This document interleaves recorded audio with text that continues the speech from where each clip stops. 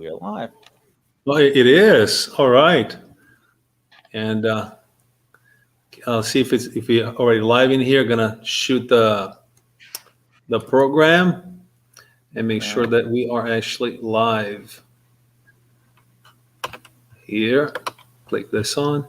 It's hard to see because it's the first time I use this program, so I got you. there's a little learning difficulty, I should say.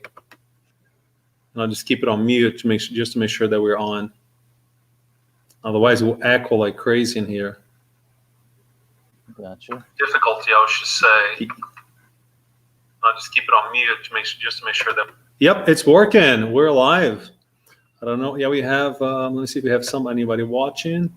Subscribers. Working. We're live. Oops, I just did say watching now.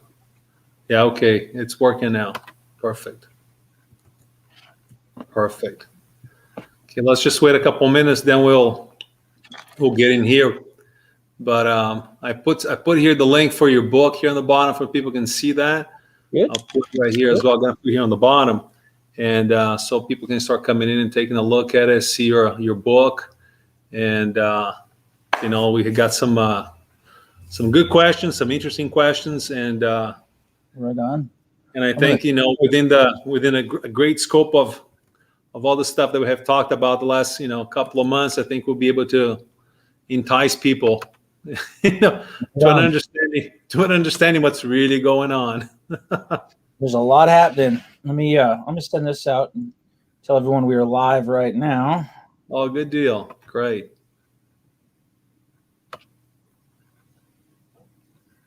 Yeah, if you have some list to send, do it now so we can start in just a little bit. People are coming in, and we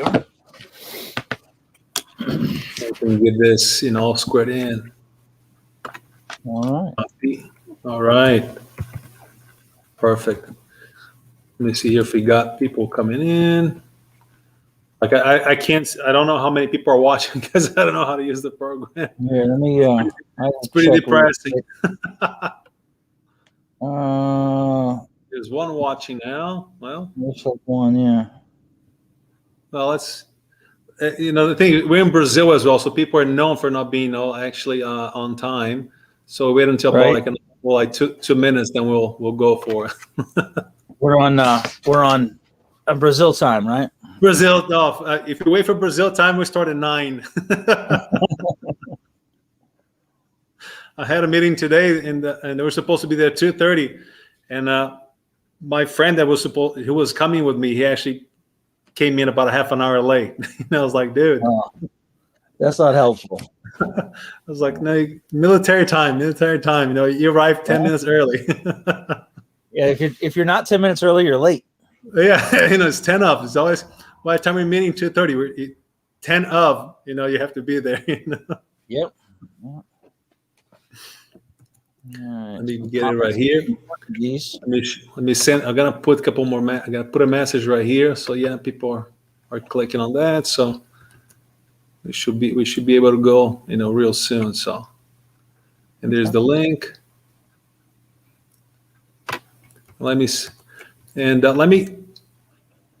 Oh, Luigi Petroni. Okay, there's about like 4 people here. Okay, all right.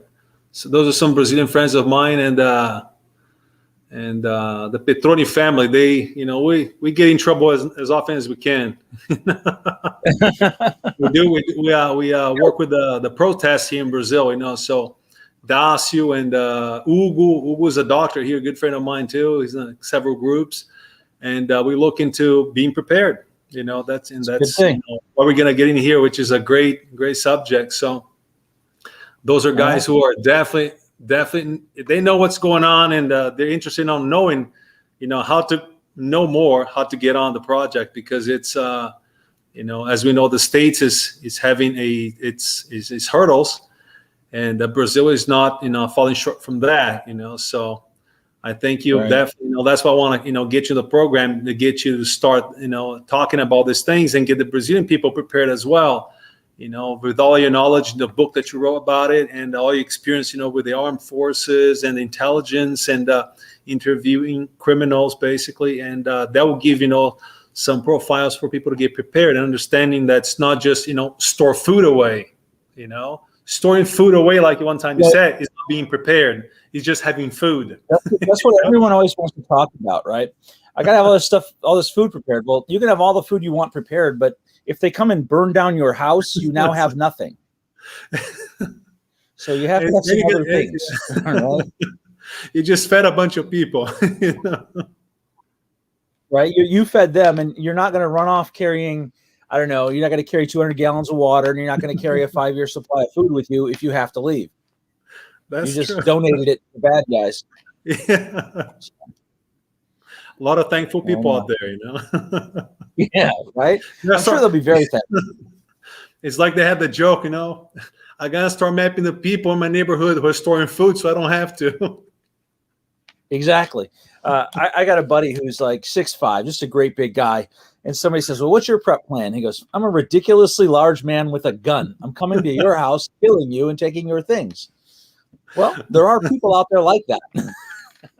Well, and that's what's important, that's what I want people to become aware of, that it's not, just a matter of you having stuff in your house and, knowing that you have certain things that you can and cannot or should not do, but know how those things intrinsically work together. So when, something happens, you can have all that knowledge and all those things that you have, tools and food and right. Whatever it is to work for you and not against you. Like you said, if you have, 5-year supply of food, it's going to work against you, not it's going to work for you, Right. And that's what I point out in the book. I point out that for someone just starting out in preparedness, what you need is 2 weeks of food, 2 weeks of portable food, things that you can throw in a backpack and go with. Beyond 2 weeks, you shouldn't be working on storing more food. You should be working on, how am I going to make my own food, right?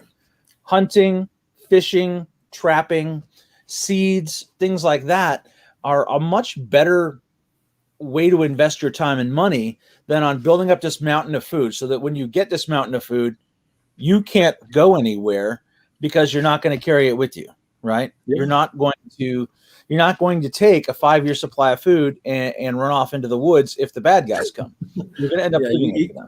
Yeah, because then you need a truck, and that's, that doesn't help much, right? And there might not be gasoline, right? We're seeing that already in America, where you could have you have this grand plan that you've made, but now there's no gasoline. So your entire plan is out the window. What are you going to do? Well, if you've done what I recommend in the book and you have a 2-week supply of portable food, you can at least get away from where the trouble is before you start figuring out how you're going to come up with more food. Yeah, that's true, because I think it comes down to the point that, what is it that's going to make your survival most efficient, and how you're going to be less likely to be found or to be unnoticed, in a situation that everybody's, is trying to find, a cause or find somebody to pick on, I mentioned this in there, that if on the 4th week of no power and a food shortage, everyone in your neighborhood is going out every day looking for food, but you're not, because you have food, and everyone in your neighborhood is losing weight because they don't have food, but you're not losing weight because you have food, guess what? They're going to come knocking on your door and ask you why you're not losing weight. And they're probably going to do it rather forcefully and demand some food from you. Yeah, that's definitely true, And I think it's, and at one point you mentioned as well the need for you to create a network of people who can support you, so you're not standing on your own, and you have these people who can, gather that information with you and know how to use that information just as well as you do. So, that will become your group, your safety net, in a situation that, a problem might arise, and that's not just, the worst case scenario, but that's not everyday kind of situation, I suppose, because the more people you can trust on, you're able to figure out some other problems, in your day-to-day, life, that's definitely a solution. If you create a group of people who is bound together to help each other, and you're preparing for the worst, but let's just say what happens instead is house fire. You already have a network of people who will take you in and help take care of you until you get situated again. So yeah, You're going to need people. And all these people who think that, if society collapses or a disaster happens, I'm going to work it out on my own. I need you to tell me where your stuff is, because you're going to die. You're not going to survive that on your own. You need a group. Imagine this. Let's just say the power is out, government has broken down, and there's no food to be found. People are rioting, things are going on. If you are alone, you can't even sleep safely, right? Yeah. Someone has to keep watch. Yeah. Nobody to keep watch. You're going to have a team of people in order to move on and do anything at all. Yeah, absolutely. I think that's crucial. To be able to, to set up those people and know how to communicate, how to, walk safely to places, how to return safely, how to maintain your property safe, and be able, like I said, at one point, if food's, if you can't have food anymore, to go to the store, or gasoline, like in Virginia for you guys, for example, it hits $7 a gallon. It either comes to the point they don't have more gasoline, or you can't afford gasoline. Think about this. At $7 a gallon for gasoline, there are going to be people who might want to steal your gasoline as you're pumping it, right? Yeah. Well, so there's that I too. have a team of people, instead of me going alone to the gas station where I might get robbed, I can call up a couple of my guys and say, hey, I need 2 of you to come along with me to the gas station. 2 of you are just going to stand around and provide security while I pump gas at $7 a gallon. Yeah. It is not a bad way to be, right? Yeah. Because if you're pumping at $7 a gallon, people see you have gasoline and you somehow have money, to buy a $7 a gallon. Exactly. So those things both are interesting, Yeah, and you need someone to keep an eye on when you leave, because they could follow you home. Yeah. And then it's to steal your gasoline. And you need to kind of keep track of that. Yeah, absolutely. And, absolutely. You mentioned the movement part, right? The ability to leave your house undetected, do all that stuff. So in book 1, we talk about just how to get ready and get prepared. This is the book for those who haven't seen it. Oh, I got to get it in the middle. Oh, there it is. The second book that I'm about a third of the way through right now is called Fieldcraft. And it's exactly what you talked about. So many people want to get into preparedness, and they want to store all this food. They want to store all this water. They buy all these guns, but they don't know how to do anything. So one of the most important pieces is simply that ability to know how to walk in the woods, how to move so that you're not observed, right? How to work behind cover, how to crawl behind concealment, how to dig an individual fighting position. Yeah. You and I know that because we're veterans. Not everyone is, right? Yeah. So I came up with the idea for the second book from exactly that reason. Let's say I decide I'm going to bug in and stay in as the world collapses around us and all that, but I will eventually have to leave for water, or I will eventually have to leave for food, right? Correct. And Correct. I move properly, and I move in a covered and concealed way, and I'm using cover properly and all that. I might be going out and getting food just to get ambushed on the way back by somebody who takes it all from me. So it's a way to get your group brought up to the right standard, right? So it teaches everyone the same fieldcraft things that everyone learned in military boot camp, but every military teaches it differently. So what I'm doing is I'm taking some things from American military, some from Canadian, some from British, and I'm throwing them all together so that when your team trains, they're all doing it the same way. Because in all honesty, even here in America, the U.S. Marines and the U.S. Army do the low crawl slightly differently than each other. Yeah. But you need to be able to know exactly how your team is going to work, right? Yeah. So if you're all working from the same book and the same manual, you can all train to the same standard and move in the same way. And it's the same thing with in the first book, the baseline training manual that's available now. You're all going to have the same supplies. You're all going to carry them in the same place, so that if you and I, if me and Costa are walking down the street and you get shot, I know where to find your first aid kit. Correct. Or I know where to find any particular item of gear of yours, because we're all carrying it in the same way, and we all have the same stuff. So it makes life easier for the whole group. Yeah, and is that where you get the title from your book, the tactical wisdom, the wisdom being that preparedness, that knowledge of how to do it from different perspectives? It is. That's half of the reason. That's half of the reason. The other half is that it comes from the Bible. If you'll notice when you look at your book, every single chapter begins with a Bible verse. And when you read the so Bible... So I'm going to have to ask you this, because that was my other question, but it was like way farther down. So now that you went that direction, I have to go there anyway. I have to ask a question. So one time you have mentioned that, that you created this manual, regarding the actual manual, and that you refer to as being the Bible. Ultimate tactical handbook was pretty cool. Right? Yeah. The Bible is the ultimate tactical handbook. So what happened was I went to the Every Man a Warrior Bible study program at my church. I was at kind of a rough spot, and I didn't know what I wanted to do. And like all other men, I was like, I don't want to sit around with a group of other men and complain about my problems.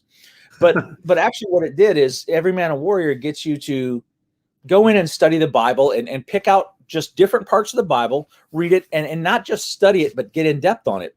And so when I started coming back to these guys with a military veteran perspective on some of the articles or some of the Bible verses and some of the Bible chapters, they're like, that's a totally different perspective. For example, let me find one here. Where's the one here? On general awareness, the prudent see danger and take refuge, but the simple keep going and pay the penalty, from Proverbs 27:12. Most people think that of, just do the good thing, right? Yeah. That's not what it means. To me, it means watch out. There are bad things in the world, and they will harm you if you don't pay attention. So that's kind of where the idea of tactical wisdom came from. Take the Bible, apply it in a different way. And if you actually get out of the fact that the Bible's a collection of rules, which is what most people think it is, there are some very cool adventure stories in here, like Lord of the Rings level battles and adventures. And there's spies. There's an oppressive government chasing down people. Get into it and read it. And there's solid tactical advice in there. Like at the very back of this first book, there's a study on Elijah, who was actually like a secret agent for God. But he went out to the woods. He hid from the woods from government agents who were trying to catch him. Does not sound like things we're worried about today, right? Yeah. And he had to live off the land. He hid people in a cave. I mean, these are all great ideas that we can apply to preparedness. Like, for example, one of his guys took a group of 100 people, and he had 50 in one cave and 50 in another. There's a lesson there to us that we shouldn't put all of our preparedness supplies in one place, right? Divide them up. Half in one spot, half in another. That way, if the government, what happened to that guy was the government forced him to reveal one group. So he only revealed one group and said that was all of it, and went and got the other people and took them to safety. So if you're forced to give up half of your supplies, you still have half. So I never would have gathered that wisdom without studying the book of Elijah, right? Or Kings anyway, or Samuel, where he's in there. But then I took that and I wrote an article, and I thought, hey, I could turn this into a book, and here we are. So it's just that there's solid advice in the Bible that applies to preparedness, and it's never a bad thing to follow. Jesus told people to be prepared and armed, and we should think that way as well. Yeah.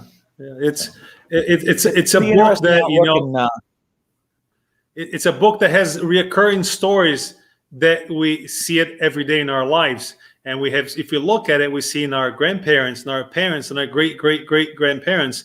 It's a book that was written, with the greatest knowledge there is and there ever was, and people need to understand that this stuff is reoccurring. It's not a coincidence, Right, absolutely. What's funny is I make predictions. You've seen it. I make predictions on Twitter, and they come true.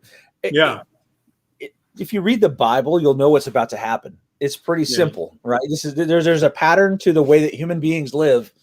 It's just the way it is. So that's where that all comes from. And I think it's a great source of different things.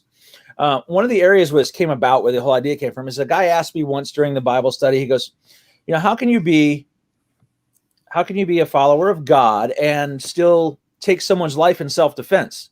I'm like, what about the Bible gave you the impression that you could not kill someone for self-defense? And he's like, well, it says thou shalt not kill. I said, but that's not what it says. It says thou shalt not murder. And there's a very big difference between killing and murder. And if you read the Bible, especially the Old Testament, God told people to go out and kill people all of the time. You kill them several times in several ways. Yes. Yeah. And he even literally, and this is one of the things that I get people to go, they're like, I don't believe you. Go look at Joshua 10. He told Joshua not only to kill people, but put them on a spike and display their bodies in front of the town. Yeah. Hey, that does keep the bad guys from coming your way when they see their buddies on a spike in front of your house. Like I say, communication is everything, right? Communication is everything. That's one way to communicate. So, don't get near my place. Right. Don't come to my house. Your buddy's head is on a spike there, and you don't want yours right next to it. So I just thought it was a different way of looking at life, right? Take the advice from there, throw it into a way that applies to our lives today, and help everybody get a little more prepared. And how can somebody, like you said, you and I, we have a differentiated, education on the subject, of being prepared and how effectively use it. And how would you say that your book, would assist somebody who has no idea how any of that works, like a total novice? Okay, so that's a good point. When I first started doing this, I got a lot of feedback from a lot of people, and the first thing came from this woman who I value her opinion. She said, what would be helpful to me is if you just put literal lists of things to buy. That would help me. Tell me, go and buy this, and I will do it. So there's a lot of lists in here that will help you get started, right? Mm-hmm. So there's a list of exactly what medical supplies you need, and a list of what type of camping gear you need, and there's a list of how to pick it out. But at the end of each chapter on each topic, there's what's called the baseline standard, and it says that these are the bare minimum things you need to be prepared in this area. If you go down and you check those off and you make sure you're at those levels, then your whole team will be at the same level. You'll be at a good preparedness level, and you'll all be doing it the same way. Yeah. So and that's why this one, they each have a number on them. Like this one is book 1. So as we go forward, we're beginning with the very baseline, the very beginning, and we're going to get more advanced as we move on. Yeah. There'll even be a book on like you and I talked about earlier, gathering intelligence and counterintelligence, how to get out amongst the bad guys, blend in with them, and develop information that can help you. So it's going to move from the basic to the more advanced. And I think that's a part of the intelligence, piece. I think most people, this is the way that I study. That's the way that I learned, and that's the way that I apply. That most people understand that they have to know,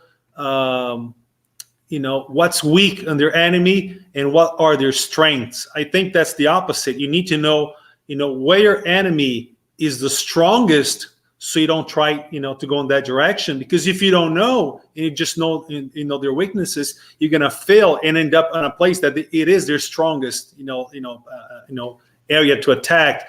And if you only know what your strength is, you don't know your weaknesses, a lot of times you're gonna commit a mistake because you don't know how weak and how you can fail. So that's something that I think we actually talked about it before, that people they don't try to learn about their enemy, they don't try to learn about themselves, so they get a confusion, and that gets them unprepared from all the other stuff. I see it a lot on Twitter. Everyone talks about Antifa and they go, oh, they're just a bunch of kids and they're unexperienced, they're not like that. That's because they get all their information from the internet or from the media. You and I know, throw on a mask, put on a hat, and get out among them. You will learn very quickly that it's not like that at all. There are armed members. They have bulletproof vests. They've got full combat gear, and they're actually out every day learning more. So each day they get better. Yeah, they get better. They're learning what they're out there selecting targets already. They're doing reconnaissance, and when you go out and listen to them, they're saying things that's not being reported on the news. For example, in America, they're not just calling for Black Lives Matter or police defunding. They're calling for a violent overthrow of the United States government. They say it every single day that I've been out with them. Yeah. So if you don't get out and observe it yourself, you're just taking somebody else's word for what's going on. And that's where the misconception comes from, that they're a bunch of amateurs. They're not. They've got people embedded in Syria. They've got people embedded in the Ukraine. Yeah. They've got actual combat veterans. Yeah, so. And they work very closely with cells. And Joe, now that we advanced here a little bit, and we have some people here, I want to make like a quick pause just to actually introduce you, of your biography, so people actually know where you're coming from. Some people who are watching, they already know me, but I'd like them to know who you are in all this this compendium of information and activities that you have done through your life. First of all, Joe, he's U.S. Marine Corps military, police veteran, so lots of experience, on gathering intelligence, participating in combat, and then you're employed as a corporate security investigator and a personal protection specialist. And I think that's a line of work that's very interesting, because you have to really understand people, and it goes beyond what you actually see and what you read on a sheet of paper. So there's a lot of like I said, mental reconnaissance that you have to do with these people, and that's basically what you've been doing. And you've been a certified fraud examiner and certified forensic interviewer, and being an interviewer and examiner, that actually puts you in contact with a side of the human being that most people are not used to. Not always a pretty side, but I think it's one of the most crucial sides, because you get to really see what people are capable and how far they actually go, on their actions. So that gives you a background of knowing, what to do. And I think it's, that's fundamental to your book as well, knowing people as an examiner, and also as an interviewer, because you get to know things about people that most people have no idea at all. And right. Then of course, the motivation, right? Understanding people's motivations is really the key. And that's what all that experience gives me. I'm sorry, I didn't mean to interrupt you. Go right on ahead. No, absolutely. No, that's true. You got to know, where they're coming from and where they're going to go, Right. And that makes the whole difference on planning, point A, point B, but in their case, it's like personality, point A, point B, Right. And you've been an instructor for Kyosanin, the Korean martial arts, the art of Tang So Do. And you're a second belt, and you're working on a third one, right? Yep, working on a third degree. Yep. All right. And how long have you been doing it? Tang Soo Do, 12 years. 12 Oh, years. wow. Fantastic. Yeah, that's a great art. I actually used to have a dojo in Arizona, a Aikido dojo for a couple of years. And that was a long time ago, but and here is something that I'm definitely fascinated. I used to do a lot of stuff with the NRA, you're a defensive firearms instructor, and that is a great line to understand about guns, understand about laws, understanding not only what you can do, but most importantly what you cannot do, and how to protect yourself from being caught in a position. And I like actually to expand that a little bit, but nowadays people are getting caught in positions with guns and stuff like that, just for lack of knowledge and not trying to understand how the laws work regarding guns and carrying guns and stuff like that. And I think that's a subject that we can also talk a little bit about it, because here in Brazil is a little bit different, but it's the U.S. has a different line of gun carrying laws. But I think people would like to know how the changes are happening there. So if you could talk a little bit about that. Well, in America, we have a right that a lot of people don't, and that's the right to own firearms, and in most states to carry firearms. Generally, you have to have an NRA class in order to do it, and that's why I got the certification, so I could help people get their permit. But those are the biggest questions, right? The legal piece of it. And really the best way to handle it is to avoid putting yourself in that situation in the first place, right? Yeah. If there's a protest going on and there's going to be people with guns there, don't go. If you're at the gas station and the guy looks sketchy, don't get out and pump gas. Really, I spent a lot of time teaching that in the class, but basically, here in America, we have the right to carry firearms as long as you get permits and licenses and training. And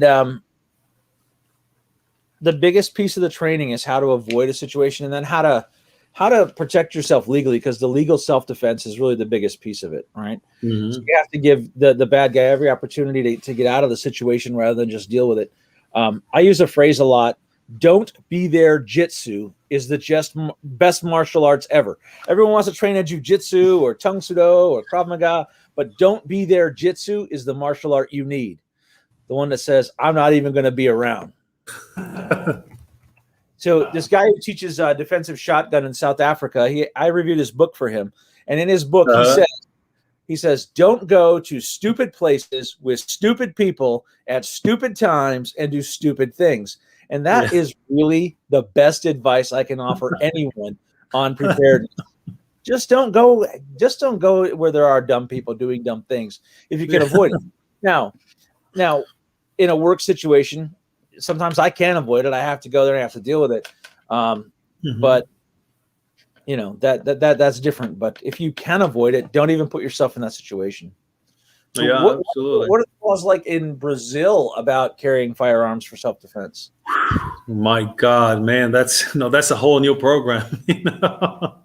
But basically, we have very strict, very very strict laws. The president of Brazil, Bolsonaro, he passed some laws, and the Supreme Court just they're trying to basically revoke all those things so people cannot have guns, and they want to take guns away from people. Which we know where that leads to. Yeah.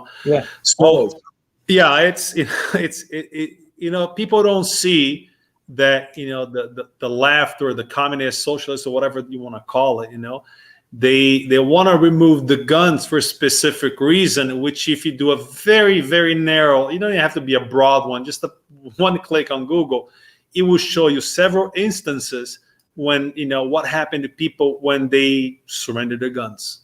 You don't have to be a genius for that. Right. And we're going through that right now, and we're fighting very hard in order to preserve, the few rights that we have left. But basically, for you to have a gun here, you don't have open carry here. Almost police officers can't have open carry here.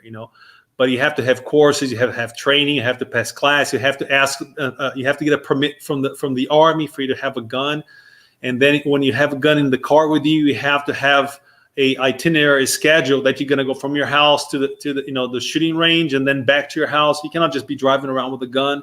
I mean, it's very complicated, and they try to block every opportunity for you to defend yourself, and that's basically what it amounts to. So we're trying to maintain some of the laws and see what we can do about it. But it comes down to the point that we have very limited amount of laws that protect us from for carrying guns, and have a lot of laws that protect criminals. That's basically what it is. That's the way they want to go here, right? That's the area they're trying to push us to. And I think that we'll see some tightening of the American gun laws. The thing in America is that you have 50 states with 50 different laws. And what they would like to do is tighten that down and have some sort of a federal overall law. I don't see that happening, but I do see some states tightening it down. Now, I live in Michigan, which has traditionally been a state that's pretty open about gun rights. But today they introduced a law to make it so that you have to run every gun sale through your local police department.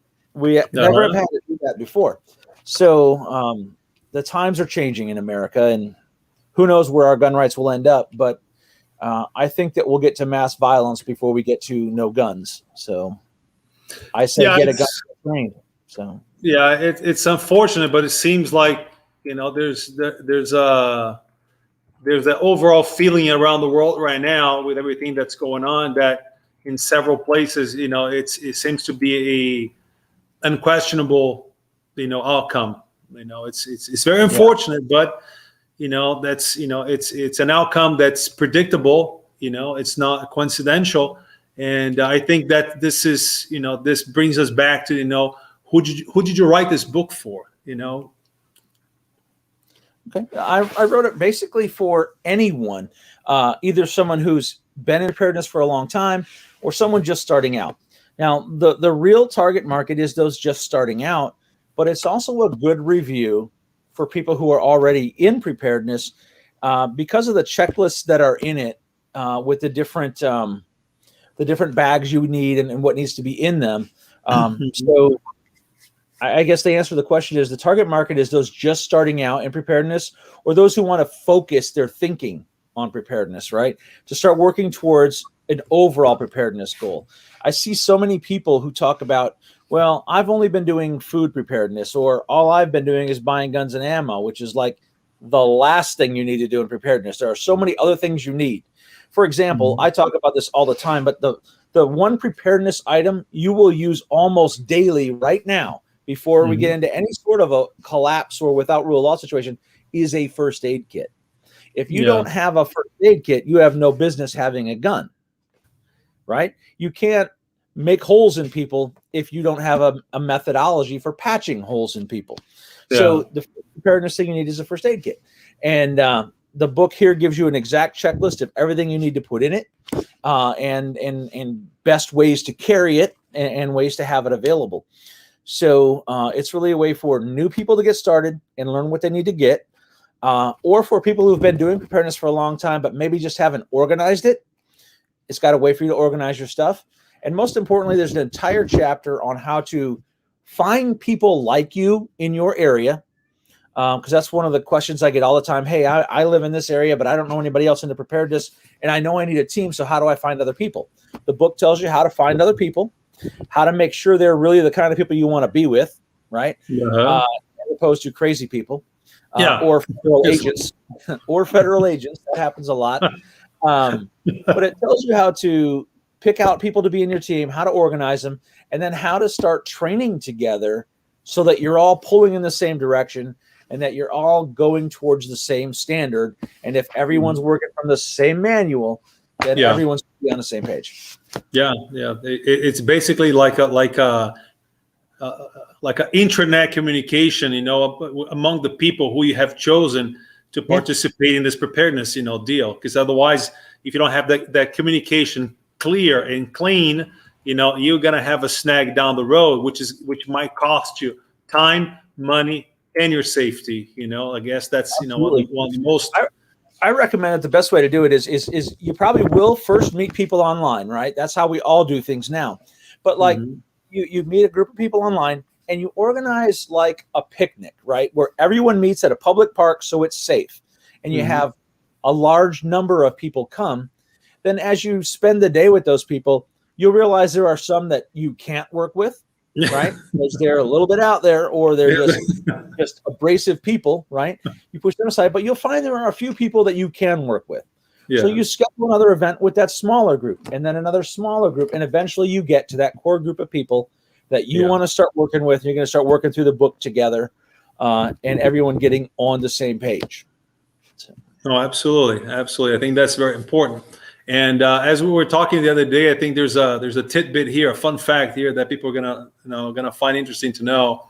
That actually, your grandfather used to work at the U.S. Embassy. In which post was he working on? He was in Brasilia. He was in the Agency for International Development.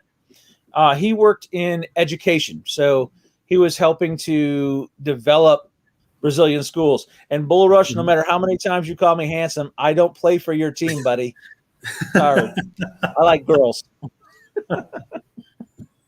Anyway, so my grandfather worked in the education department and worked in Brazil, helping out there. My dad says the best thing he learned at the beaches in Brazil was how to surf. So, all right, look at that. Yeah, and your dad, he actually went to high school in Brasilia, right? Yeah, he did. I don't know what school. I think it was like an American school there or something. And that's where he went. So yeah, it's pretty. Look at that. Yeah. You can throw the rock as far as you want, but he always falls close. That's right. Oh, that's awesome, man. That's great. And we got to get to Brazil sometime. See how crazy we are here. Yeah, I would love it. My dad keeps telling me that we should take a family vacation down there, and just haven't ever had the time. Yeah, it's we have a lot of crazy government, crazy everything here. It's just Brazil. It's a place that like I lived in the States for most of my life, and when I got back to Brazil, I realized that everything that I thought was crisis in the U.S., here is everyday business. Right? I know my dad said that the time he was there were like 3 coups back in the 60s. Like it's like you'd go to school, there'd be a new government the next day. It's funny because I have a lot of my family, like from my grandfathers, great grandfathers, they're in the government and had like ministers of this and ministers of education, agriculture. and Air Force Department and stuff like that. And my great uncle, at the time was called president. Was the president of São Paulo. Instead of being called the governor, we were called the president. So he was the president of São Paulo, which is the state that I live in, when they had the revolution in 1932. So as much as I try to get out of politics, for some reason, people just bring me back in. Yeah. Yeah, and we do a lot of work, because it's like yourself, you work in this, in keeping people safe, especially with your book. That's obvious, and you're a man of God, obviously, because you talk about your Bible studies, and where you got your inspiration, from the Bible to do, and you always have a Bible verse, paraphrasing one of your of a sentence that you're going to start in your book, that'll be it's very clear, that connection, and that's very assuring, to me, and I believe to a lot of people, because it shows that it's not just Joe, but it's a higher calling that you're doing, in order to keep people safe, but not just physically safe, but spiritually safe as well. And I think that's the lesson that I get from this as well. Keeping spiritually safe is one of your best assurances. It would be very easy if in a collapse for you to go the way of the bad guys, right? To decide, I need food, so I'm going to go take it from that guy. But the whole point of having the verses in here is for us to remember that we're better than that. And we're not going to do that, right? So you have to have it there. And I see one of the comments on here says the Boy Scout movement is great. I mentioned the Boy Scout movement in my book, and what is very sad is that it's gotten so far away from it now. Yeah. In the States, it is just absolutely ridiculous. They don't even go camping anymore. I went with my son's troop when he was younger. My son's now in his 20s, but when I went with him when he was younger on a camp out, I was like, are they ever going to do camp out things? Because all the boys were on their electronics the whole time, right?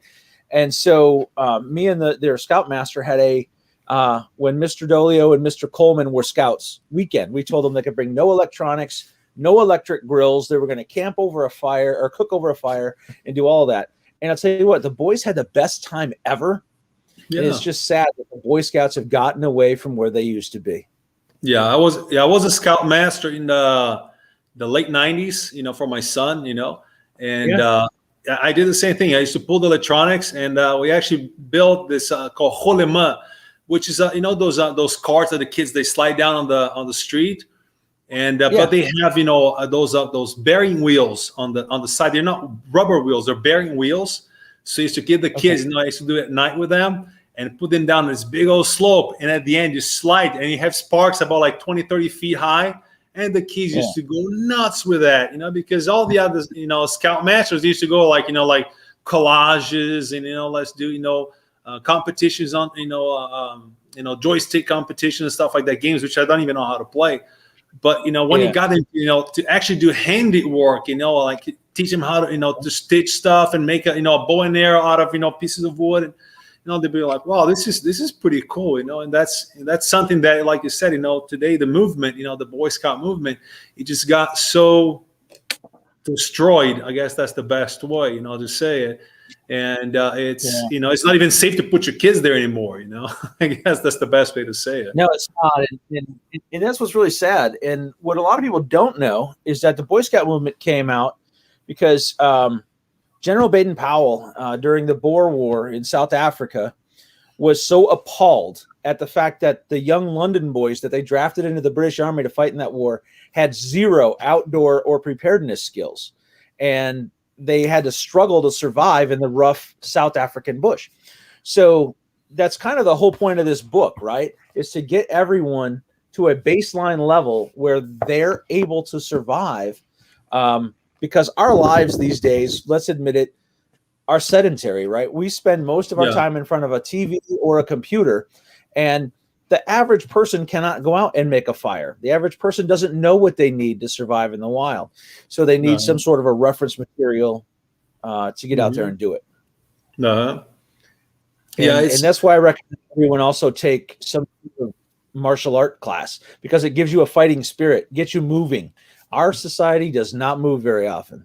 Yeah, it's not made, especially nowadays. With this whole set of rules that have rules of engagement, and this is rules of separation that they have created in society with a pandemic, Yeah. whatever you want to call it, and that's one way that for people to understand. They have to understand that they are creating this to keep people completely sedentary and not know how to move them if they to move themselves if they actually have to at some point.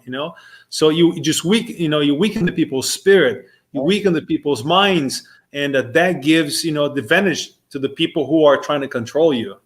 And I think that's one thing with your book, and I want to make a to pull the string on that one, because it's a series. Now the tactical wisdom series, and what does that mean as a series? It's like it's going to be like 3-4 books. It's going to be 12 books, and how are people? Can I just read one book and I'm going to get information that I need, or how is that going to work exactly? Okay. So each book will be able to be a standalone book. For example, if you get this book, you're going to at least be at a very basic level, and you wouldn't necessarily need any more. But the next book that we have planned is called Fieldcraft, and that's movement both in an urban environment and in a rural environment, how to move so that you don't get observed. And if you can't be observed, you can't be shot. I mean, I hate to break it down like that, but when things get bad, that's the way it's going to be, right? There will be bad people about who will want to steal your things if they see you. They'll want to follow you, and the Fieldcraft book will teach you how to check to see if you're being followed, both in an urban environment and in a rural environment. So that book, if you already had enough basics, you could buy just that book and learn that. But together, they're going to make you much stronger if you buy both. Yeah. So I'm envisioning right now about 9 books. Great. And they're going to cover different topics. Like I said, we're going to start with the very basic, the baseline training manual. Continuing to move up with more and more skills. Gotcha. I think I'll do a self-defense book. That would be helpful. And we have a book on some urban tactics and a book on scouting and patrolling. There's going to be a lot of different things so that you could start and then be fully trained. I mean, having a little bit of technical issues on looks like it's on your end though. I don't know. Well, you got back right now, and the one thing that I want to actually would like you to explain to people, especially in Brazil. Brazil has a now basic. Let me explain to you how violence works in here. We have about 70,000 people who are shot, killed, knifed, murder. 70,000 people a year they're murdered. Okay, this is for the last 15 years. And then we have another 70,000 people who are disappeared. Nobody knows where they are. And obviously they're not in Florida at the beach, So, I will count that there's about 140,000 people. Yeah. Who, facts are facts. Let's just look at, at the baseline of this thing. There's about 140,000 people a year for the last 15 years who are murdered, So like you were mentioning this book that you have about, urban awareness, If you can work that that issue into like urban areas, like for example in Brazil, how people can be more aware, because a lot of people, they walk down the street, like holding their cell phones and like they're not paying attention, and they become targets. If you could develop a little bit on that, explain how that can help people, I think that'd be very useful, because people are completely I think displaced on that subject. Absolutely. I mean, it's this next book will have that stuff on it, and it's things like route selection. If you have to go somewhere, but there's a really bad neighborhood between you and there, why wouldn't you just go around that neighborhood rather than through it? Because as you just said, the way we normally walk through a neighborhood is with our phone up to our ear, or looking down at our phone, and we're not paying any attention to what's going on around us. So yeah, those skills will be worked into the next book, and then they'll be built on in further ones. For example, the book that I'm planning on that's on intelligence and counterintelligence, that will be mostly how to blend it in an urban environment without being targeted by criminals, bad guys, anyone who might be opposing you. That could include your own government. I mean, let's just be honest. Yeah, it's right. Gotta prepare for everything and everyone. One thing that I have told, like my wife, for example, if you have to use the phone on the street on a phone call, make sure that you put the phone in your ear and you walk next to a wall or a facade of a building, so it's harder for somebody to come by and get your phone or your purse. Keep that in a place that's hard for somebody to go through. And like you said in your book, you talk about those subjects, and I think it's important for people to know, because there's some small things that people can do to keep them safe and their loved ones safe. And it's not a huge lifestyle change, but they're important things that make a huge difference in their everyday lives. And I think that's very important. Right. In the first book, I mentioned that in the awareness chapter, right? Something as simple as what I call the tactical pause. And that's where, if I'm going to the gas station, before I get out of my car, I look around and make sure there's nothing bad going on already or some sketchy people hanging around. Then when I get up to go into the gas station, I pause and look through the door and make sure there's not a robbery going on. I get inside, I look for the exits. Now, all that I've done is added 2 or 3 seconds to my visit, but it might have saved my life, right? Yeah. Then as I go to leave, same thing. I look around, make sure there's not something going on in the parking lot, get in my car and drive away. Skills as simple as that, people don't think about. So those are in the book. Those will help you. And that's that: the prudent see danger and take refuge, but the fools keep on going and pay the price. It's true, and with all your training, for example, as being a forensic examiner, if you could talk a little bit more about that, so people understand, what kind of intelligence that you have to have in order, because I think it will make it easier for them to understand, the amount of knowledge that you have about people, to be able to write about that, because that brings a background. Yeah. So I'm a certified fraud examiner, which means I look at employee theft or business to business fraud or identity theft, things like that. So I've spent the majority of my career doing that. I worked on an identity fraud task force that was some agents from the private sector, some people from the FBI, a couple guys from the Secret Service, and a couple guys from the postal inspectors. And I spent about 10 years on that task force doing nothing but identity fraud. And as a certified forensic interviewer, once they arrested somebody, I would sit them down and have the chat with them and get their statement about what was going on. So the key piece of that is the ability to read people's behavior and understand that when someone is being dishonest, their body acts differently than when yours does when you're being honest with someone. And it's the ability to spot that. That same skill can spot someone who is intending to do something wrong, like rob you, or someone who is about to attack someone. Pre-attack indicators are the same ones that people exhibit when they're telling you a lie. So I've been in that field for about 20 years, and I, on average, do about 100 interviews a year. So I talk to a lot of people, and I get a lot of behavioral information to draw from. Yeah, right? I bet. And go ahead. It's fun. Yeah, I think it's the Bible, actually, which you use a lot for for your quotes and verses. It talks a lot about the ability for somebody to learn being an observer. That's when you draw most information, is when you're able to step out of a situation and observe what's going on, which it goes back to what you just said. Stop, observe what's going on, observe where the exit is, observe what kind of people are walking by. If there's any movement that's strange, because once you stop and start observing, and instead of just going right at it, you're able to notice differences, which you'll be able to see on people that's not a normal behavior of somebody who is honest, or somebody who is who's just walking down the street. Maybe they're looking at me in a way that if you're uncomfortable, maybe it's nothing, but if you observe enough and you step back, maybe it was nothing, but at least gave you the security for you not to have to go through in a bad experience. So I think that's very important, this observation, and it gets you a lot of that verse comes from, right? Yeah, that's where that same verse comes. Proverbs 27:12. The prudent see danger and take refuge, and Yeah. the fool keeps walking and pays the price. So if you are paying attention, you will see what's going to happen. You just have to be paying attention. And but it's just it's vital. Mm-hmm.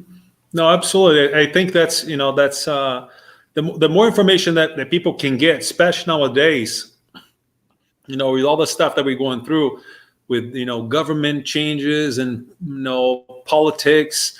That you see the stuff in Israel and Palestine, Hamas, and Gaza and all that kind of stuff. You can see that, and I think it's a horrible time, because there's so many negative stuff happening. But it's a good time for people just put the image, turn down the volume, and look what's going on.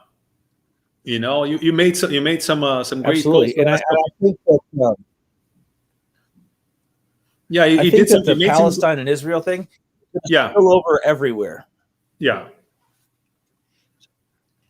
yeah. And if Right. people were able to just turn down the volume a little bit and looked at what people are physically doing in one side and physically doing at the other side, like I said, I'm not even going to say anything. I'm just going to say turn down the volume and watch how people are behaving. You'll be able to look and draw instructions, and be more informed than if you turned up the volume.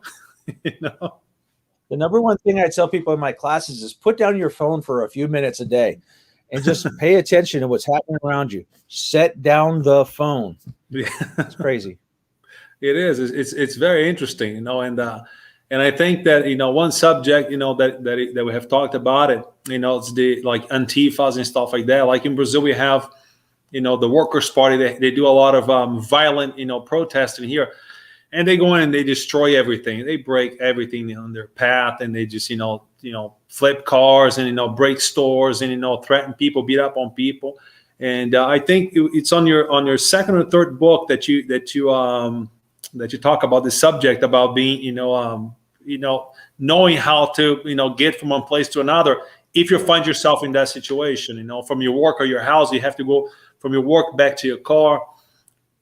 How does that work exactly? How do you see people preparing themselves for that? What's your best advice right now? The number one thing is first of all being aware of what's going on around you. So what I tell everyone to do is get on Facebook, get on YouTube, get on Twitter, and learn who your local protest groups are. Right? They publish their plans, so you'll know when they're going to be there. But the biggest thing is if you find yourself in one of those protests, is to learn to blend in. I recommend everyone carry in their car some nondescript clothes that you can change into. Like most people's work clothes stand out a little bit when there's a crowd around, right? If there's a violent crowd of people wearing all black and you're the only person dressed in a business suit, you're going to run into problems, right? So have some clothes that are nondescript to change into, and get away from this requirement that you have to leave with your car. If I'm at work in a downtown area and a protest happens, I can come back for my car. I'm just going to start walking home away from the crowd, right? The other thing is to always have a communications plan to talk to somebody else. I could text someone and say, hey, there's a protest. I'm going to leave my car here. I'm going to start walking in this direction. Can you meet me and pick me up? And, you give them a spot a little ways away so that you can get away from the crowd and have someone pick you up.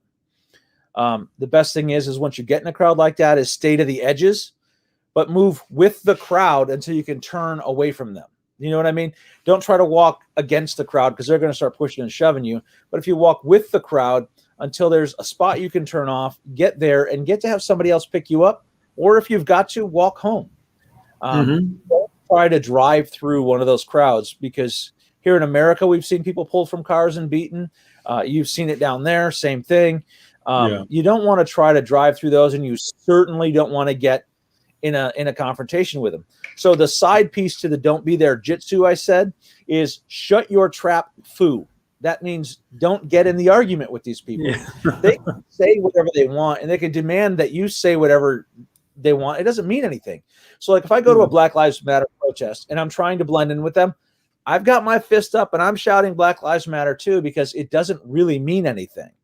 I'm just trying to blend in and avoid getting harmed by the crowd. You got to have that ability to get in and have a plan to get away. Plan plus have a communications plan with somebody else. That can involve phones, it can involve radios, it can involve whatever you've got. Okay, that was the other part that I want to touch about this conversation. What is the communication? Because people say, oh, but I have a cell phone. Oh, I have the internet, and you and I know that that's not necessarily something that we should rely on in months or years to come. Yeah. So what is like the first, the second, and the third step for that? Okay.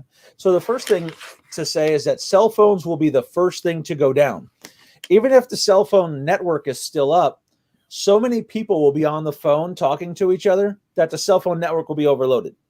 And we're already seeing this in protests now. So many people are live streaming from their phone at these events that nobody can make a phone call because the network is so tied up with everyone else doing that. So cell phone is like way down your list. That's your third or fourth option.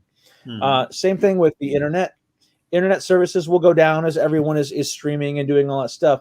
So I recommend that people get a radio. Now, I don't know what the laws are in Brazil about radios, but here we have a set of channels called the family radio service or the general radio service that anyone can buy a radio on.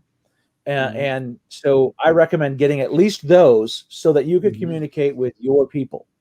Yeah. We're seeing that the protesters are using those radios too. So it wouldn't look unusual for you to have a radio in the middle of one of those crowds. They might think you're one of them, which is perfectly fine. So I recommend that everyone have a radio as their primary. Their second one would be internet, sending an email to someone or something like that. And the third way would be cell phone. You don't want to make your cell phone your primary because that's going to go down no matter what. Yeah, and here we have the little comm radios, like I said, the family ones, which are the simple channels, like I think a 20 or 40 band, and then you have the CB radios. The CB you need a federal license to operate those, like you have in the States as well. The States a little more loosely, but here you have to have a license from the federal government to operate those. It's not impossible, and it's not difficult to operate, but you have some hurdles you have to jump. And my concern is, and that I want to get your perspective on it too. If it's federally operated, radio, if something goes bad, what are the chances of you being able to use those in the long stream? For example, I have family, in a different state. How am I going to communicate with them? using a radio that is broadcast in a legal way by federal government. Well, this is how I look at that. I have I bought those some Chinese radios, the Baofeng radios that everyone can buy, and I put them on the family radio service channels. Now, technically, that violates U.S. law if I broadcast on it, but not to listen. But in the event that society has collapsed and law and order has broken down, am I really that worried about the federal government tracking me down for using a radio at more power than I'm supposed to? It's pretty low on my concern list. So I would have capability to do it, even though you might not be doing it right now. Does that make sense? Get a radio with more power that you can communicate with each other. The other thing is that up here, they've gotten away from licensing CB radios. So I tell everyone, get them. They were really big in the 70s, and now nobody but truckers uses them. So it's wide open. It's it's a communications medium that everyone can use. So why wouldn't you have that radio just in case? Yeah. And as far as batteries, every radio I have 3 or 4 battery packs. Yeah, I think I have rechargeable and have solar panels to recharge. That kind of stuff that will go back to the preparedness book. Like you mentioned. So you think the CB radio is a good solution because regardless what it is, when it comes to that point, it's communication is communication. It's come find me first. Yeah, and you know what? In all honesty, CB radio in the right atmospheric conditions, you can reach 100 miles. Yeah. So they're not a bad thing to have. Well, even farther depends, kind of wave you use it. If you get the short waves, you can get very, very far away. Yeah.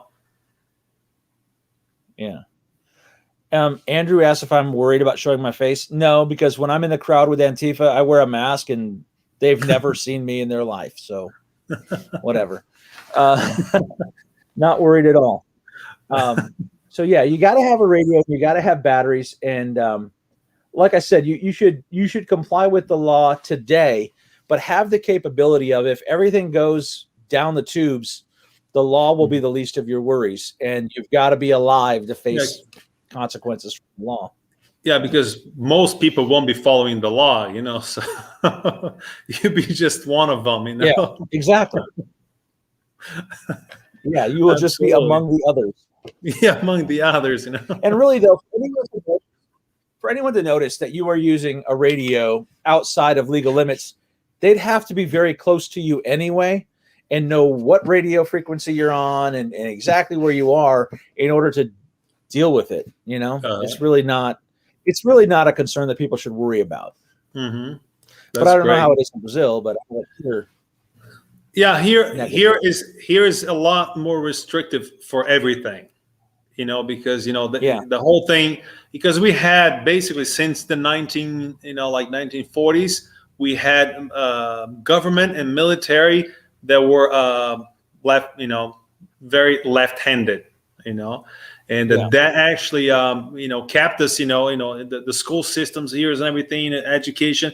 It just got to the point right now that is, you know, we're having to fight so much to get close to normal, you know, that, you know, everything is, you know, like everything, like I say, you know, gun control, communications control in the media here. I mean, it's 10 times worse than you have the media, you know, in the States, as far as, you know, them handling. We have, you know, let's say, how can I say this without getting this whole thing shut down? You know, they have some people from some place in the world who are trying to dominate the world right now through a situation that they have started about a year and a half ago, 2 years ago, you know, and that they're trying to control. What that could be. Yeah, I wonder so. It's like, I don't know, you know, but anyway, I don't know, but wherever it came from, they speak Chinese. Yeah, go figure, you know. But that's the problem, you know. They're buying all the TV networks, all the radio networks. They're trying to control their our food distribution source, and they're buying all the lands and farms, and they're buying, you know, crops for like 20 years ahead of time and paying cash ahead of time. So my biggest concern, like you said, and I'm actually just making a hook back on that. You know, it's like when you're prepared, you know, you have to have, you know, the seed so you can plant stuff and you can grow stuff, because, you know, you never know, because you might get to a point that you might need to know how to do that, and you might have to do it, you know. So practicing, you know, small little vases, how to grow carrots and beets and, you know, stuff that will feed you, and lettuces and stuff like that, and kales, you know, right now, you know, might look very cute and you can tell your buddies, but, you know, it might be something that you actually might need, you know, down the road, you know. And that's something that I'm trying to, you know, exercise, you know, in the communication with people. In America, we're in the first stages of a food shortage. The prices of food is going up. And we just closed a major bridge on the Mississippi River, which is limiting the amount of grain. The amount of grain that comes down. So we're seeing shortages of bread and different farm products. So my family has always ran a very large garden up at our cabin. It would probably be more considered a farm because it's pretty big. The ability to grow your own food, I say it right in this book, is a superpower. And it's a skill that human beings have had for thousands of years. Just most people have lost that skill. It is really as simple as getting some seeds and sticking them in the ground, and God and nature will do the rest. Right? As long as you put them in the ground, you will get food and you'll be able to survive. So people who are able to grow food now on their own, whether it be on a small plot of land, whether it be in their backyard or wherever, are going to be that much more ahead of everybody as these food shortages begin to happen. You mentioned China buying up all the farmland there. They're doing it here too. I think that's in order to create a food shortage for us and a food surplus for them. And if you already know how to grow food and you've already been doing it, you're that much more ahead of the game. And that's money that you now have to spend on something else. Absolutely. Know how to grow food. And I think that you know, there's some, it's a skill set that once people, they get it and they go like, oh my God, I can grow this in a vase inside it, you know, like those, you know, Coca-Cola, you know, bottles and stuff. You can stick dirt in it, make a cut and make stuff grow. And I think just having that experience will give people some confidence that if something bad happens, they're not alone. It's a way for you to feel empowered by your own self with something that's very simple. That's what I was going to say. It gives you a feeling of control, right? Yeah. You've got the ability to do something for yourself, even if it's just grow some food. Yeah, absolutely, absolutely, and then it can take a little farther down, and it can raising fish in tanks, small tanks. You can raise some fish. You can do stuff like that, and I think it's interesting because people nowadays they're going back into that those old skills that people used to make fun of it, and that's becoming more common, and as people start doing that. I think you're gonna, like I said, you're gonna start finding people who are more aligned with you, and once you find people who are doing that, that's a definite. I'll tell you, until about 60 years ago, most people did grow their own food, and that's about when it became more convenient to buy food than grow food. Right? We got modern food storage, and I mentioned it in my book that. We've only had modern food storage for a little bit less than 100 years, and you used to have to grow your own food. So why would you not learn how, right? The point is that this period of time where it's more convenient to go to the grocery store and get food is the anomaly. Having to grow your own food and hunt for your own food is the normal way of human life. The way we do it now is just an abnormal period of history. You have to retain those old-time skills. Skills. Yeah, and there's one thing that some friends of mine they shared with me the other day. There were two images. One of a already peeled banana inside a plastic container that you can buy at the store. Crazy. Yeah, and a already peeled an orange. It was just with the white part. With the actual peel off. And I'm looking at that and go like.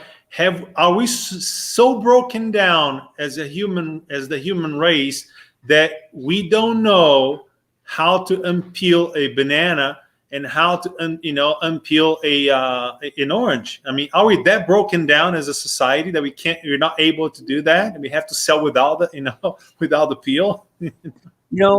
I would have a year ago said nah, but now when I talk to some of these millennials, I really doubt they have the ability to peel a banana. I really do. It's crazy. Crazy. But that to me was the clear image that society got to a point that's so broken down that it's focused on all that stuff, the video games and Netflix and whatever it is that you have to how long does it take to peel a banana, or is there somebody who doesn't know how to peel one that you actually have to sell unpeeled? Look, the kids are arriving. That's that comments from the peanut gallery over there. That's an interesting point. Somebody raised this earlier today. A guy that I look up to quite a bit. He raised the point that the Aztecs had such an advanced society that they built something exactly 3 meters high, and they did it all the time, and it was exactly the same height. Now, these were supposedly people with no tools, right? But they did this and made everything exactly the same height. Then that society collapsed. The Romans built amazing things. And when they collapsed, people lived like the Stone Age for the next, 700 or 800 years.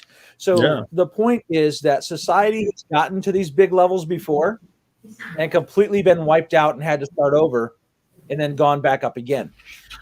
We are at the top again. So we may have to end up, the slate may have to get cleaned off again.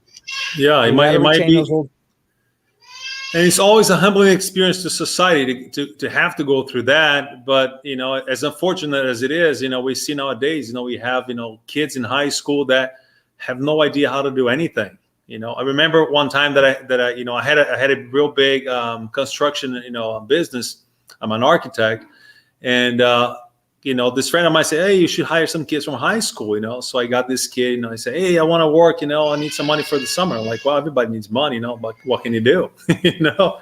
And the kid came up to me, I said, hey, I want $25 an hour. And I'm going, great. Everybody else does too.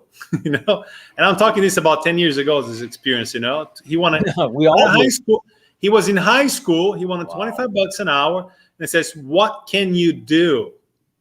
Says, well, like, what do you mean? It's like, we're in a construction site, job site. What can you do? Yeah. Do you know how to read? I don't know how to do anything. Yeah. Do you know how to read, anything, a tool? Do you know how to operate a tool? It says, no, I don't. And they're going like, so if I paid you $7, you will be awesome.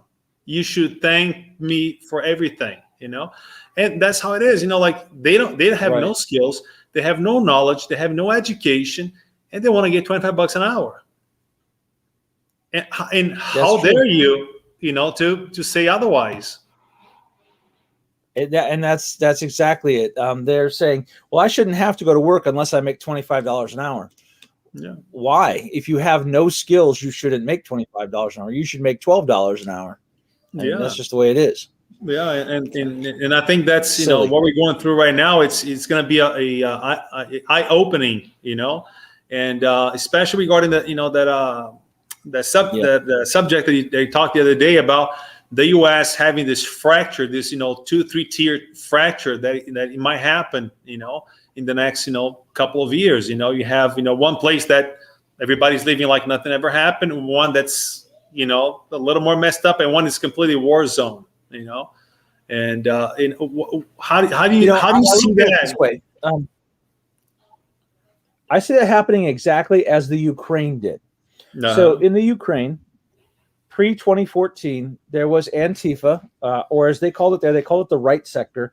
But if you look, they had black and red flags. It was Antifa, right? So they would protest every weekend in the Capitol. And the rest of the country was like, it's just those kids in the Capitol again. So August of 2014 comes around, and on Thursday, there's some pretty heavy rioting. But again, the rest of the country was like, no big deal, just those kids in the Capitol. The cops will sort it out. Well, 72 hours later, those kids in the Capitol had overthrown the entire government.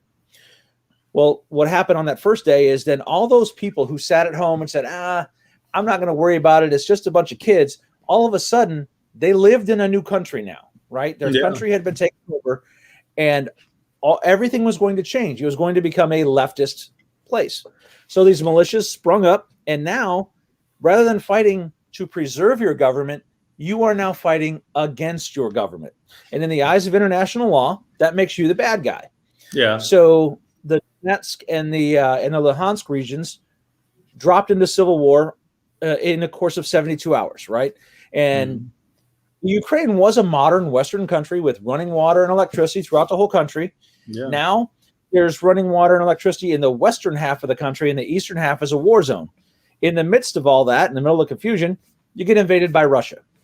And you can't really fault Russia for taking advantage of the situation. They wanted their base back. They wanted their land back. So they did. So now what you have is a country that used to be one solid country. It's now broken into three. Plus there's a fourth armed force there from another country. And there's fighting. So if you live in that eastern sector, right, now your day is back to what we talked about. I've got to find food. I've got to find water. I don't have electricity. There are no police coming.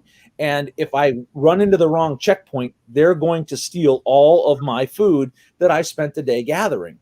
Yeah. And those people have lived like that since 2014. Mm-hmm. Guess what? That's what's coming in America. Yeah. You're going to have parts that are unaffected. You're going to have parts of it that break into revolution. And you're going to have parts of it under government control that are going to go either way. They're going to be contested areas. And I think that at this point, there is no way to avoid that in the United States. They're just from looking, like I said, from living in the States for so many years, and participating in so many things there. What I see, it's all that influx of people coming from the South, gathering on that on the western side of the country, and just making that the war peace, Right. The middle of the country is gonna maintain itself, because that's where the food and the more traditions are actually set there. And East Coast, the area, it's gonna be maybe like a mixed bag of the whole thing. That's the way I see it, because it's as you see the people coming in and the way it's turning out, you already can see the changes that are happening. I don't see how they're going to be able to reverse that back, from all the years, for like 20, 30 years, they've been, having people there, having this influx and, cultural change, to change it back to, something that they haven't had for so long already. Well, and that's where the problem is. You mentioned all the people entering the country from the South. Those people come from countries where war is the way of life. Violence is how things get done in those countries, right? The countries between you and me, right?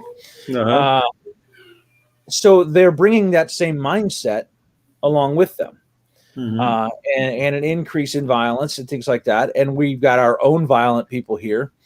And, I live in a unique area in that I've got the largest Arab population outside of the Middle East.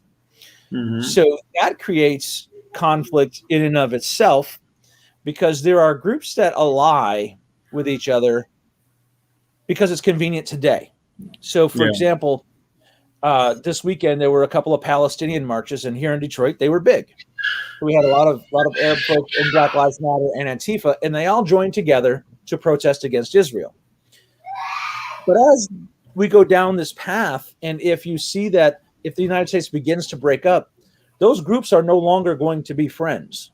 They're going to fight over control of local resources. And that's where the problem will come from. It would be one thing if we just said, all right, so look, this group's going to break off into their own country, and this group's going to break off into their own country. But when you have places like Detroit and New York City and Washington, D.C., where those different groups are in the same place, you're not going to have peace there.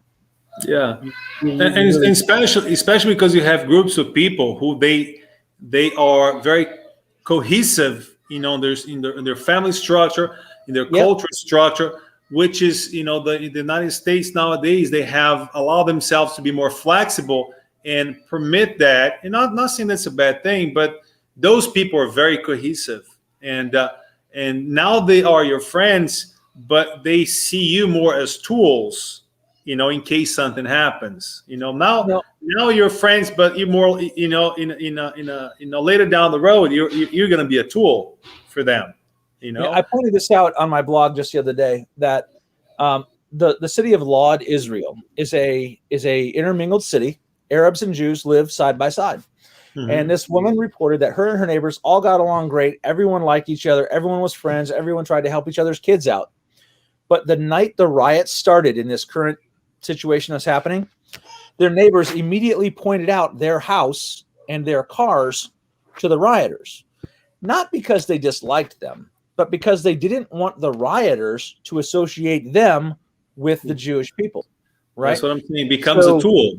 Yeah, so it's a tool. And then this poor woman had all of her vehicles burned and her house damaged because her neighbors pointed her out. And it goes all the way back to beginning what we talked about, you having a food supply. Your neighbors are going to be like, when the food rioters come to your neighborhood, they're going to be like, that guy over there is not losing weight, and we never see him go looking for food, so he must have food, and they're going to come and burn down your house. Let's go and check, And that's I think it brings back, to the importance of of your book and being prepared, because people, we live in a very comfortable, setup. Basically in the Brazil states, we have food in abundance, you have water in abundance, you have, things in abundance, in a general sense, and people have gotten so comfortable of, you can go and, get food anytime you want. You can go and get, this, whatever you want. And people have got so comfortable that they forget that, if something changes, that could go away very easily, and they have no plan on how to get that back. And I think that's when it becomes most dangerous. I had a lady send me a comment about my book over the weekend. She lives in Atlanta, Georgia, where the gasoline shortage was impacting very badly. And so she posted a copy of my book, and she said, listen, this guy's book was 100% right, because he says, and I say right in the beginning, that you're never more than 72 hours from a complete and total collapse of society. And for that, I give the Ukraine and the Georgian examples, the country of Georgia. And she said in 72 hours here in Georgia, we went from getting gas and there being food everywhere, to the food shelves are empty, the gas stations are empty, we can't go anywhere, we can't do anything. Yeah. And that's really the entire point, right? We're so comfortable that the slightest disruption throws everything off. Yeah. And unfortunately, because of the fact that everyone's been locked up in their houses for a year and not interacting with other human beings for a year, it's going to make people lash out violently when things get upset right now. So we're at a point in time where preparedness is a vital skill and everyone needs to have it. Absolutely. You know, and it's gonna come more and more, you know, this preparedness that you're talking about it, because it's, you know, like you said, you know, 72 hours, you can change from I'm completely comfortable to I have no idea how my life is going to be. And being prepared is going to be the difference between you still being comfortable or at least secure to you. I mean, you're obsolete in society. You know, you're just one person who needs food, who needs water, who needs gas, who needs medical treatment. And you know, there's some gatherings that I do here with some friends of mine that we talk about, you know, how do you patch somebody? You know, I'm a medic, you know, so say, how do you patch somebody? You know, because I mean, hurt somebody is very easy, but if you can't, you know, save a life, you know, you're in trouble, because, you know, at one point, you know, you might need to teach some, like I told my wife, you know, I need to teach you everything I know about being a medic, because I might need it one day and I won't be able to do it on myself. I can, you know, I can stitch my eyebrows one time, but that's fine. But if I get, you know, like wounded by a shot, I might not be able to do it. I need her to do it, you know. So I think it's important for people to know. I mentioned earlier, first aid is the one skill you absolutely have to have, right? Everyone has to have it. But first aid is really a misnomer, because when society collapses, it's only aid. It's not just first. There will be no second aid, right? There's all kinds of aid, but it's only aid. Yeah, only aid. So you have to be able to fend for yourself. And, you know, when I start talking about the 72 hours, some people go, yeah, but I've got food and I've got gas. That's fine. But I know that here in Metro Detroit, the average house has 48 hours worth of food in it. After 2 days, nobody has any food, right? Just because it's easier in a big city to go out and get food than it is to keep it in your own house, right? Nobody wants to have a full refrigerator and all that. So people in preparedness say, yeah, but I've got a 5-year supply of food. Well, your neighbors don't. You're one person, they're a whole lot of people. So you can't just say, I took care of myself, I'm good to go. You have to worry about what could happen when everyone else finds out that you have stuff and they don't. Yeah, absolutely. That's what's going to make the difference, you know. How are you going to prepare yourself and how are you going to keep your stuff? Right. Having stuff is a small part of the problem. Keeping your stuff is the biggest part of the problem. That's the bigger part, right? Right. Well, Joe, I think we're down about an hour and a half here, and it's, you know, I just, you know, so thankful that you came here to talk to us, and you know, we're gonna keep on sharing this video with some friends and you know, family members, you know, for them to understand the need, you know, that society has to be prepared right now. It's not something that, you know, I make light of it, because it's, you know, it's so close, you know, for, you know, like we're 72 hours anytime from something being bad, just like you said. And we don't know if it's going to be today, you know, for the next 72 hours, or it's going to take a week, a month, or a year, but it's 72 hours, like you said. And I hope that people can understand that. They can get your book, read your book, and hopefully we can bring you a couple more times in here, so for you, you know, to interact with people and you know, mention more about, you know, this book and the next one's coming, the next, you know, 6-7 books, you know, on the series of 9. And it's been a pleasure. It's been very instructive and educative, you know, having you here. And you know, please, use the time, you know, to see your considerations and whatever else you think is appropriate, because it's, you know, it's been very good to have you here. And I just want to stress to people, you know, get his book, read it, you know, and get friends, you know, for you to learn that and protect yourself, because 72 hours. Yeah. Please go ahead. Yeah, we're never more than 72 hours from a collapse. So get your skills, get the book. Book's available on Amazon. There's a link a little higher up in there. Also, check out my website. It's www.tactical-wisdom.com. I put articles up there every couple of days. I just put one up there about testing your radios. Like, it's one thing to have radios, but it's another to actually get out and test them and make sure they're going to work for you. So check out that and watch for more books to come. And most importantly, get out and train, get out and be ready. See if this is the right link. That's it right there. All right. Well, people, this is the link. Has great articles in there, a lot of them in his book. So be a way for you to take a look at it, see the kind of content he has, great, wonderful stuff. And I can guarantee you'll be pleased. I have read a lot of the stuff. I haven't got to read the whole book yet, but I'm looking forward to it. And also looking forward to have Joe, back into the show here so we can talk about it and, get prepared and train. Like in real estate is, it's a location. And preparedness is train, right? Right on. Thank you so much for everything, Joe. It's been a pleasure talking to you. A big hug from Brazil. And it's always a pleasure talking to you and, get knowledge from you. It's, it's always enriching.